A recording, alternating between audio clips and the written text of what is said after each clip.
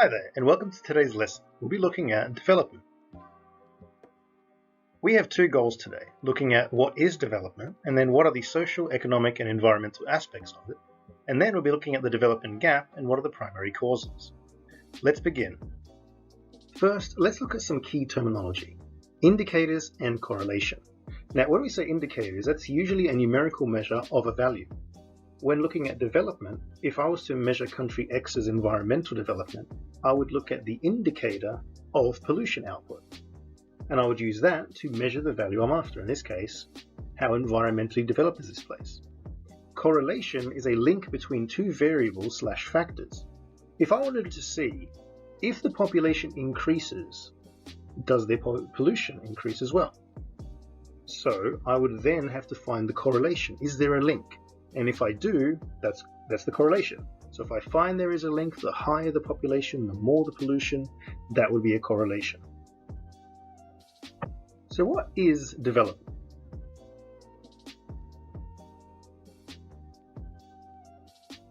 Development is positive changes that make things better. So here we can see it can apply to anything. If you have a phone, there has been a series of these small changes that made it smaller, more powerful, bigger screen, more features, and it became better. So this is the development of a phone. It's changes that made something better. If you introduce changes to your room, for example, that makes it better and is more practical and hygienic, that's an example of development. Here we can see a very messy room, and after it's been tidied up, it became quite clean and quite nice. So this would be an example of development as well.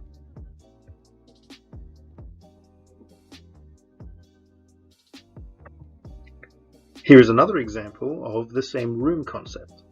Development. It's changes that made it better. This also applies to appearance. If you introduce positive changes to your appearance to make it more aesthetic, that will be an example of development. It's changes that made something better. When a country does it, when a country develops, it means it has a higher quality of life and a standard of living for its people. Here we can see Shanghai, China in 1990. It's not terrible. But compare that to 2014. There's more going on, there's more skyscrapers, there's a larger city, there's bigger population, there's more features, it's more modern. So this is an example of development. Changes that made something better.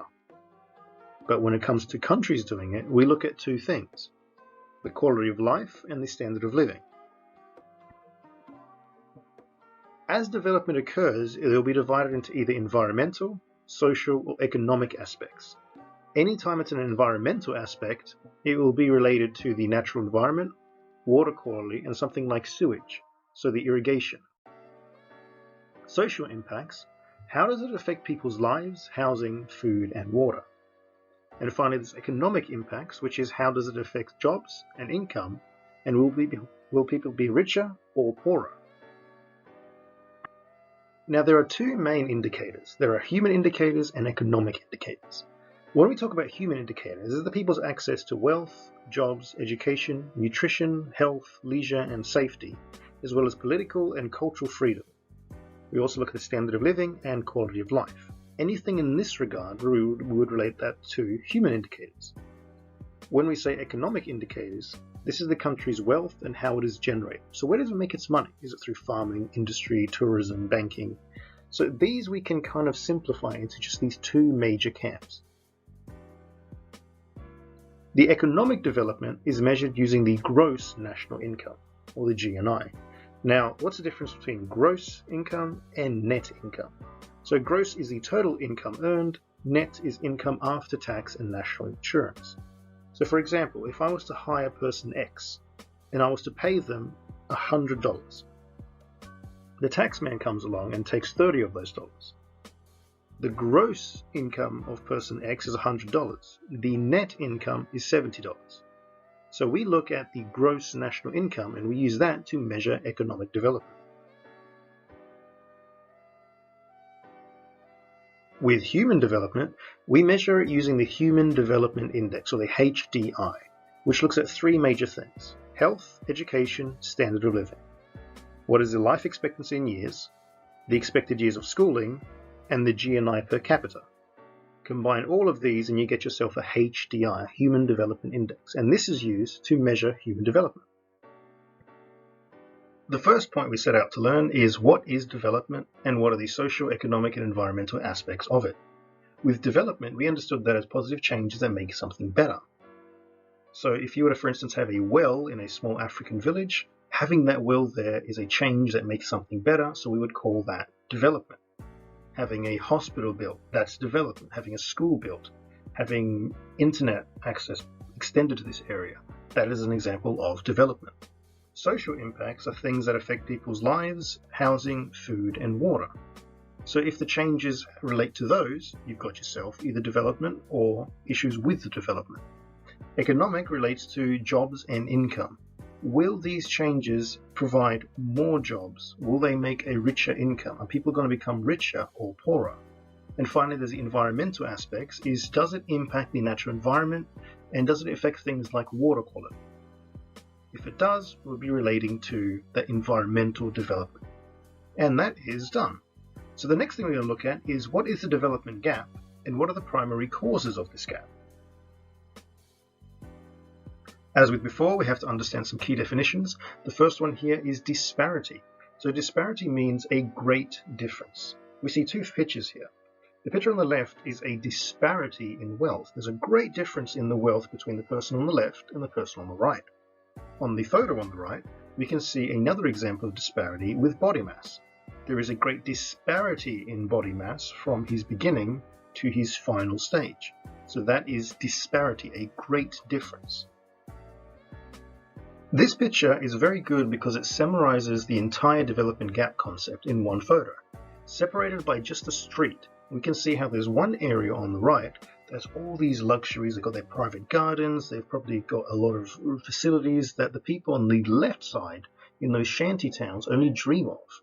So this is a development gap. Why is it that the area on the right can be so far in the development, but the place on the left is so stuck in the past, it's stuck in this poor area? What's causing this divide? So we're going to be looking at why there is a development gap and how they can be characterized. There are three categories. So when we talk about the causes of uneven development, as mentioned, they can be divided into three categories: physical, economic, and historical factors. Starting with physical factors, there are four major physical factors that can cause uneven development. The first is extreme climates, then natural hazards, landlock, and then finally disease. The first one we're going to look at is extreme climates. Now this one is actually quite interesting because what happens is that the sun will shoot most of its energy at the equator. That makes the area quite hot, which causes the air to rise and condense. This area along the equator, called the doldrum, you'll notice that the Earth seems to be wearing almost like a belt of clouds. That's because this area gets so much heat, air goes up, and then as it goes up it condenses and forms yourself some clouds. The problem is that as it goes up, it sinks, it comes back down and creates a high pressure system 30 degrees north and 30 degrees south. Most of the world's hot deserts are found around these areas, around 30 degrees north and 30 degrees south of the equator. Here the air is sinking and fluid clouds are forming little rainfall. So if you live in this area, you need rain so you can grow your crops. Problem is, every time your air starts to go up to condense, it's being pushed down by air from the equator. So we can see from this map, which is the distribution of hot desert climate zones, the deserts are within the tropics. They're within the Tropic of Cancer at the top and the Tropic of Capricorn at the bottom, around 30 degrees north and 30 degrees south. These areas find it difficult to grow food since they don't have rain and limited access to water. So if you were in an area like here, you would find it really difficult to develop because you don't get that rain, so you're going to be limited with how much food you can provide. You have access to water issues, and there'll be a lot of problems in that sense. There might be a lot of disease, a lot of ill health, malnutrition. So there's an area where just simply where you are will impact how developed you can be. If you were to take an area and just move it from 30 degrees north to 30 degrees south, it will have a different climate and it will probably be able to develop much more. So the first reason is extreme climates. The next one is natural hazards. Some areas are really prone to having natural hazards. Mexico, for example, typically gets earthquakes that destroy the city and are really devastating every so years. Every time the city is built up and they start to make progress, an earthquake can come along at any time and just destroy it. This is a huge burden and is actually a major cause for uneven development, because you can only develop so far because the Earth will hit a reset button and an earthquake will bring you back. Some countries affected by high magnitude and or frequent natural hazards, for instance something like tropical storms and earthquakes, that actually hinders development. It's like a constant reset button from the Earth. Another reason is landlocked. International trade is a key part of good development, but sometimes it's harder for some countries. Suppose country A was an amazing exporter of coffee beans and everybody wanted country A's coffee beans. So most trade is done via sea, so there's no problem here. They have plenty of ports and they can trade with the rest of the world. But let's put a land border on the west. No problem, they can still trade. Let's place a northern border. Again, no problem. Let's add a southern border. Right now we have limited just a bit of the port access, but they still have a port so they can participate in that global trade quite freely and efficiently.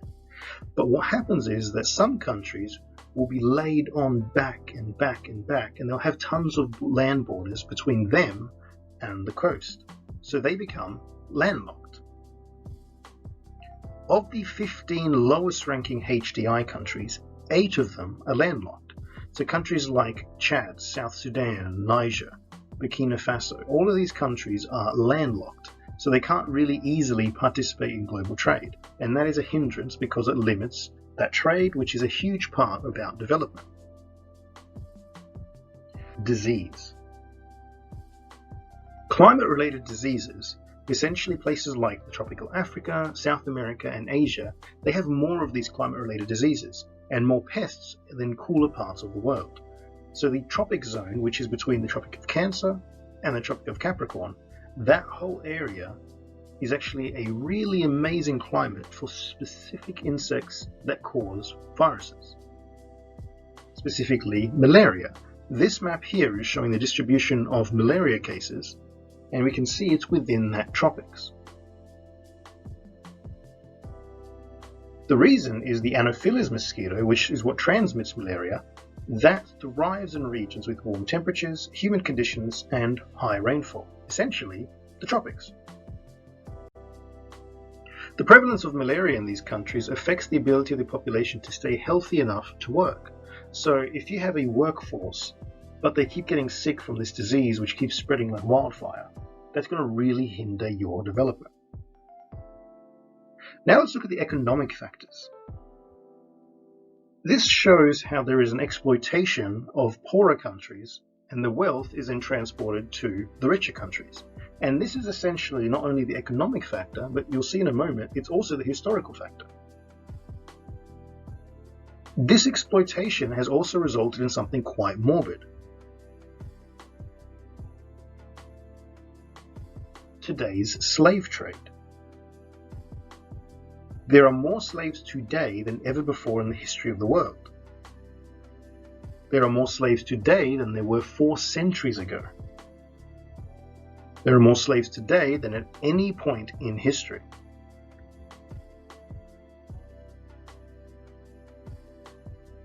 Places like Apple, one of the richest companies in the world, they have a sweatshop factory. Workers are paid just £1 12 pence per hour to produce iPhones, iPads for the West. So factories covered in suicide nets to stop workers leaping to their deaths. 18 people have killed themselves at the facility. The iPhone, the iPad, MacBook assembled in factories in Shenzhen, and they have all these huge factories there, like Microsoft, Dell, Hewlett-Packard. They all make their phones in these areas. These are those suicide nets. They're designed to prevent workers from committing suicide. Here we can see they are around Foxconn. That's one of the factories that make the iPhone and the iPads. Eventually, they just added these metal cables to prevent them from going out the window in the first place.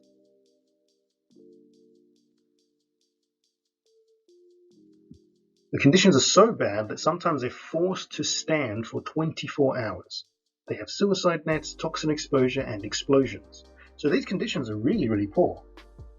And it's doing the same concept that happened to disease of taking out the workforce. But now, it's taking out the workforce and forcing them to work for a company that will take the wealth and then ship it back to their own country. So Apple has a lot of wealth, but they're exploiting the workers and the manpower and the labor force of poorer countries in order to sort of pocket the difference and make yourself richer. The Foxconn employees, they have 420,000 workers at the Shenzhen plant, where the conditions are very basic with no air conditioning. There's not even mattresses on their beds. It's just wood. So these are really poor conditions. And they don't look very happy.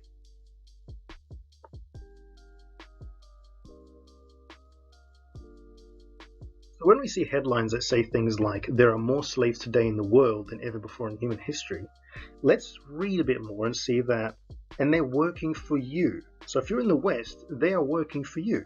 When you drink your morning coffee, drive in your car, use a smartphone, watch your favorite TV show, wear clothes, shoes, sleep in cotton sheets, the list goes on, you are using modern slaves. So that slave labor goes hand in hand with the exploitation of resources and the workforce, which is a major economic factor which hinders development. Nestle is a prime example because they're kind of one of the bad guys. They make your favorite chocolates, but at the same time, they have a huge problem with exploiting people in poorer countries. So for example, while Nestle extract millions of liters from their land, residents have no drinking water. Essentially, these people, we see how important that water is. The first one we saw was the extreme climates. If you are unable to have a lot of rain, that will hugely limit how much you can develop. Nestle will come along and they'll extract millions of liters of water from a land, and the residents living there, now they have to deal with the problems, but Nestle pockets the cash. It pockets the difference. So they're exploiting these workers through economic means. Now let's focus on the Ivory Coast for a second. I wouldn't be surprised if you've never even heard of the Ivory Coast, but the Ivory Coast provides about 50% of the world's chocolate. So why isn't it one of the most developed countries in the world? Everybody likes chocolate. It's largely to do for this economic factor, that the resources in the Ivory Coast are being exploited and the workforce is being exploited, and it's hindering and preventing the development from occurring, because just as disease will knock out a workforce, this will also take out a workforce and the resources to develop. So here we can see cocoa's child laborers. So Mars, Nestle, and Hershey pledged nearly 2 decades ago to stop using cocoa harvested by children. Yet much of the chocolate you still buy starts with child labor.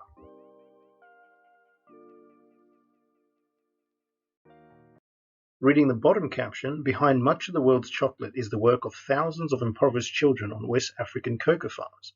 So your chocolate that you like and you enjoy and you give to people you care about and you use it to show love and affection, a child is going through hell just to make that chocolate for you, just to get that cocoa bean.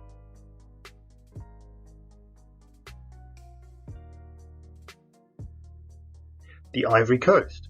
5 boys are swinging machetes on a cocoa farm, slowly advancing against a wall of brush. Their expressions are deadpan, almost vacant, and they rarely talk. The only sound in the air are the whooshes of blades slicing through the tall grass and metallic pings when they hit something harder. Each of the boys crossed the border months or years ago from the impoverished West African nation of Burkina Faso, taking a bus from their home and parents to the Ivory Coast, where hundreds of thousands of small farms have been carved out of the forest. These farms form the world's most important source of cocoa, and are the setting for an epidemic of child labor that the world's largest chocolate companies promised to eradicate nearly 20 years ago.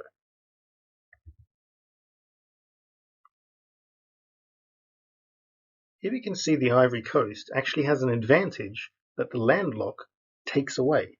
So with landlock, we saw it was bad because it prevents people from having access to the ports. It's locked by land, so it can't participate in the global market because they don't have a port and they can't participate via ship. But the Ivory Coast, they have a port. They've got a major advantage. And inside the Ivory Coast, there are thousands of child slaves working and harvesting cocoa so you can enjoy it, like a chocolate bar here, or a Nestle can make another Mars bar there, or so forth. Now, let's continue reading. How old are you? A Washington Post reporter asked one of the older-looking boys. 19. Aboutreo says in a hushed voice. Under Ivory Coast labor laws, that would make him legal. But as he talks, he casts nervous glances at the farmers who is overseeing his work from several steps away. When the farmer is distracted, Abou crouches and with his finger writes a different answer in the grey sand. 15. So these are children. Like they're not. They have to pretend they're 19 so they can get away with it. But they're absolutely just children, and they're being exploited horribly.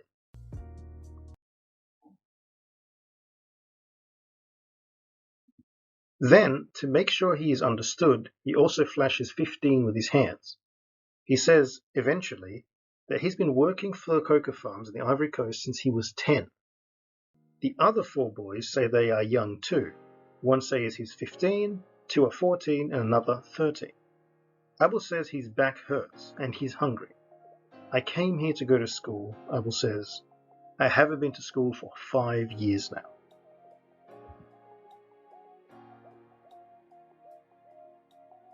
So this photo shows just how it looks when you see how are these cocoa beans being harvested.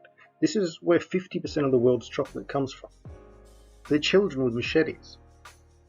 So horrible, horrible conditions. Now, if you had a country that provided 50% of the world's chocolate, you would be a wealthy country, you would think. But what's happening is that economic factor. Your resource, your workforce is being siphoned away, is being stolen, so then it can be taken and used to profit a higher income country. So this is the economic factor. Essentially, the wealth this coastal country would have used to contribute to its development is instead siphoned to a high-income Western country. So this area will find it really difficult to develop because this amazing resource they have they can use for development, instead of using it for their development, what's happening to it? It's being taken, these workers are not being paid, it's being shipped away, and then it's being sold as chocolate that's overpriced. It's been chocolate here and there and the latest chocolate, and give this chocolate to your kids. And you don't realize that kids younger than your kids at some point are also just being exploited for this. So this is an economic factor which is really devastating and happening right now. So economic factors for uneven development prevent low-income countries from developing due to exploitation.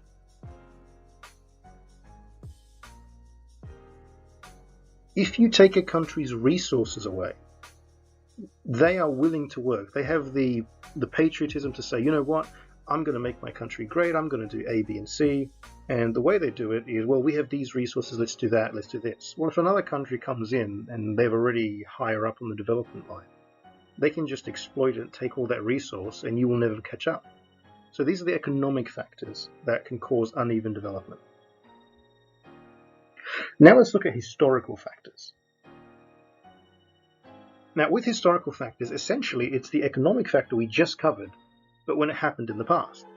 So in around the year 1400, slaves transported from Africa to work fields and mine resources, they were workers just as it's happening today. So the workforce is being shipped from a poorer country to a richer, wealthy European country. And where did all the money go? Do they send it back to Africa? No, it went into Europe. Around the 1700s to the 1800s, European nations exploited the resources and labor of many of today's low-income countries, meaning those countries could not take advantage of their own resource to kickstart their development. So when the economic factors that we covered earlier happened in the past, simply put, that's just the historical factors. So you take away the workforce, you take away the resource, and you prevent that country from using it to kickstart their own development. So that is the historical impact. Here we can see a depiction of this, where you can see how these poor African workers from the low-income countries are being shifted over to the high-income European countries so they can work. Now, the profit that's being made, the immense profit, is that going back to the low-income country? No. It's staying in Europe, it's staying in the West. So all of this work that was able to build a country, instead of it building their own countries in Africa, it's been used to build European countries. Here we can see a cotton plantation where harvesting cotton, you're basically milling your own resource. This made a profit, but it went to the farm owner, it went to America, or it went to Mississippi, as in this photo is showing, and it didn't go back to their original country. So it's been exploiting the workforce and the resources of this labor. Here's another picture of the cotton plantations. This labor could have built their country, but instead they've been exploited.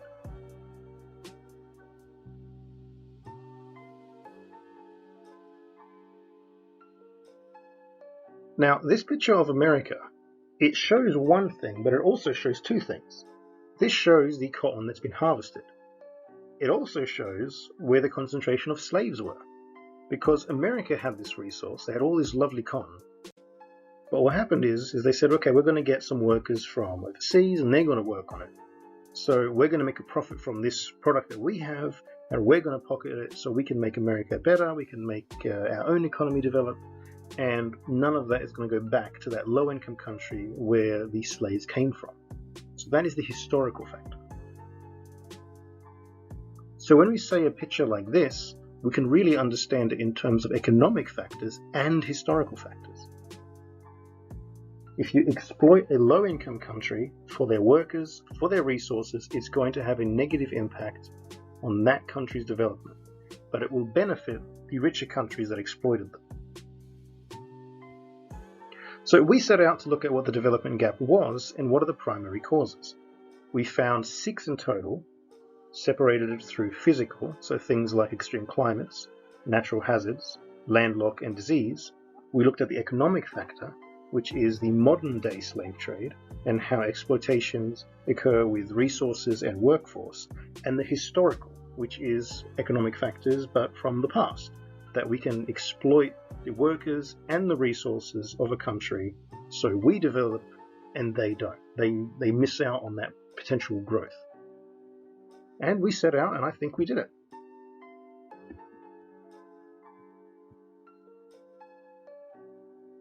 Thank you for watching. Everything you've seen in this has been exclusively in PowerPoint, so if you're a teacher and you want to include this lesson or parts of this lesson, the whole lesson, please visit my test store. If you'd like to support the channel, please click subscribe.